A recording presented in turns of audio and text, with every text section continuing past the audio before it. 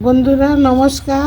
আজ আমি ডাল মাখনি বানিয়েছি। আপনারা পুরো ভিডিওটা আমার দেখেন আমি কিভাবে বানাচ্ছি। এই যে কলাইয়ের ডাল নিয়েছি গোটা, আর রাজমা কয়েকটা দিয়েছি সেদ্ধ, মানে একসাথে সিদ্ধ করে নেব। ধুয়ে নিয়েছি আমি, 3-4 ঘন্টা ভিজানো ছিল। সাথে দিচ্ছি একটা তেজপাতা, বড় এলাচ একটা, দুটো ছোটো এলাচ, লং আর একটা পেঁয়াজ কাটা। আমি এগুলো একসাথে সব সিদ্ধ করে নেব। আমি নুন 1 চামচ দিয়ে বসিয়ে দিলাম। এখন পরে আমি আন্দাজ মতন দেব। এটা কমসে কম 10 থেকে 15 মিনিট হবে। ওটা সিটি হয়ে যাওয়ার পরে, সিদ্ধ হওয়ার পরে আমি আপনাদেরকে দেখাবো। আমার ডাল মাখিয়ে ডালটা সেদ্ধ হয়ে গেল, 15 মিনিট হয়ে গেল। এখন আমি একটু নামিয়ে নেব। আমার কড়াটা গরম হয়ে গেছে। এখন আমি তেল দিয়ে দিচ্ছি। 100 গ্রাম মতন তেল দিয়ে দিলাম, কেন আমার এখানে আধা কিলো আছে ডাল। পেঁয়াজ কেটে নিয়েছি। কড়া আমার গরম হয়ে গেছে তেল।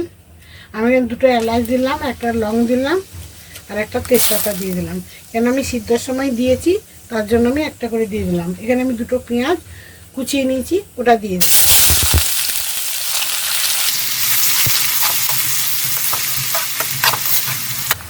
এখন আমার পেঁয়াজটা ভাজা হয়ে এসছে, তো আমি রসুন আর আদাটা দিয়ে দিলাম। রসুনটা কেন দিই না, পুড়ে গেলে চিটকুটে ভাব এসে যায়, তাই জন্য আমি রসুনটা সবসময় পরে দিই।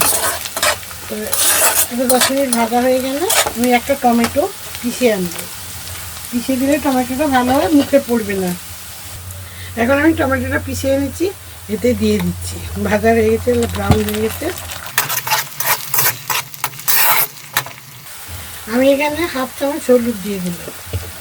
এখানে আমি 1 চামচ কাশ্মীরি লঙ্কার গুঁড়ো দিচ্ছি। সাথে যে মিক্সিতে টমেটো পিষেছিলাম, ধুয়ে জলটা দিয়ে দিলাম। এখন আমার এই মশলাটা ভেজে তেল যখন ছাড়বে, তখন আমার ডালটা ততক্ষণ আমি দেখে নিই সিদ্ধ হয়েছে কিনা। ডালও সিদ্ধ হয়ে গেছে। রাজমা আমি তো সেদ্ধর সময় নুন দিয়েছিলাম, তো এখানে আমি আর 1/2 চামচ মতো নুন দিচ্ছি, কেন সেদ্ধর সময় 1 চামচের বেশি নুন দিয়েছি। তো এখন আমার এই রাজমাটা আমি ঢেলে দিচ্ছি, রাজমার কলাইয়ের ডালটা। এখন এটা হোক, আমি ক্রিমটা দেবো, ক্রিম দিয়েও ফুটাবো, তারপরে মশলা দেবো। এখন আমি যে ক্রিমটা দেবো, এটা আমার বাড়িতে বানানো ক্রিম। এই দুধ আছে, ওই দুধ দিয়ে মলাইটা তুলে রেখে আমি করেছি। আমি সবসময় এটা করি, আমি ক্রিম কিনে আনি না। তো আপনারা এমনি বাড়িতে বানিয়ে ক্রিম দিয়ে বানাবেন, এর টেস্ট বেশি ভালো লাগে। এখানে আমার 150 গ্রাম ক্রিম দিলাম।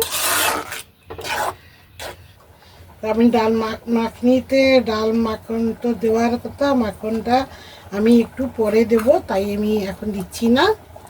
ডাল মাখনিতে তো মাখন তো দেওয়া উচিত, তো আমি একটু পরে দেবো মাখনটা। আমি এখানে কোনো মশলা দিচ্ছি না। ডাল মাখনির মশলা আমি দেবো না, কেন কি আমি ঘরে বানাচ্ছি, তো সেই মশলাটা আমি দেবো না। আমার ডাল মাখনি দেখেছেন কত সুন্দর কালার ঘরের ক্রিমে। তো আপনারা এমনি ঘরের ক্রিম বানিয়ে আমি বানাবেন, কালারও সুন্দর এসছে। আর তো দেখেছেন তো কতটা দিয়েছি। তার সাথে আমি দিলাম 1 চামচ মাখন দিয়ে দিলাম। আর উপর থেকে আমি কাসুরি মেথি দিচ্ছি। কাসুরি মেথি ক্রাশ করে দিয়ে দেবেন হাতে, তো খেতেও ভালো লাগবে আর গন্ধটাও ভালো আসবে। তো এটা আমার এখন হয়ে গেছে। আমি এখন গ্যাসটা বন্ধ করে দেবো, ঢেলে নেব বাটিতে। আমার ডাল মাখনি রেসিপি হয়ে গেছে। তো আপনারা দেখেন, আমার ডাল মাখনি রেসিপি যদি আপনাদেরকে ভালো লেগে থাকে, কমেন্ট বক্সে জানাবেন।